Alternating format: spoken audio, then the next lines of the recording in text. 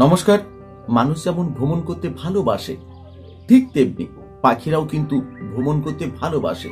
তাই পাখিরা নিজের দেশকে ছেড়ে, নিজের রাজ্যকে ছেড়ে তারা পাড়ি দেয় নীল আকাশের বুক চিরে ভিন রাজ্যে, ভিন দেশে।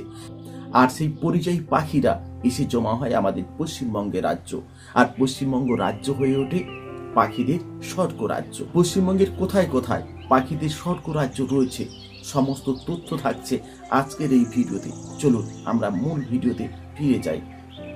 পরিযায়ী পাখিদের মধ্যে রয়েছে osprey, ruddy, shelduck, river lapwing, grey heron, purple heron, আরো কত কি। পরিযায়ী পাখি শব্দটা অনেকেরই জানা।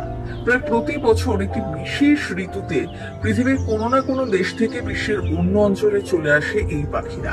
সেই ঋতুর শেষে আবার ফিরে যায় আগের জায়গায়।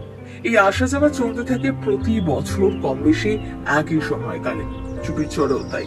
শীত পড়লেই মধ্য উত্তর এশিয়া, ইউরোপ, তিব্বত, সাইবেরিয়া থেকে পরিযায়ী পাখিদের কেউ কেউ যেমন চলে আসে, তেমনি আবার এই রাজ্যে উত্তরবঙ্গ থেকেও কয়েক প্রজাতির পাখি আসে।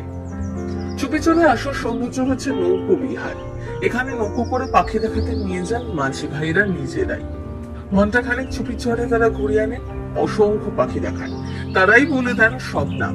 এই চুপিচড়ে নৌকো বিহার করতে করতে দেখতে পাবেন মায়াপুরের একটা দিক, কারণ চুপিচড়ের কাছেই রয়েছে মায়াপুর নবদ্বীপ ধাম। চাইলে ওদিকটাও ঢু মারতে পারেন।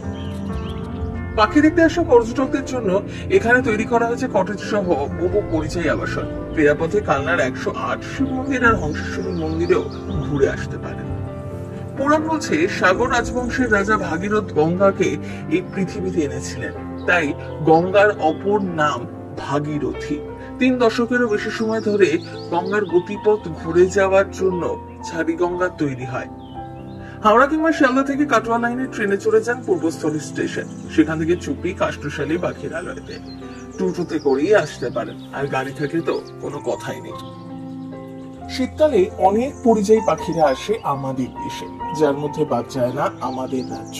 শুধু চুপির চর নয়, যার বুকেও খেলে বেড়ায় পরিযায়ী পাখিরা।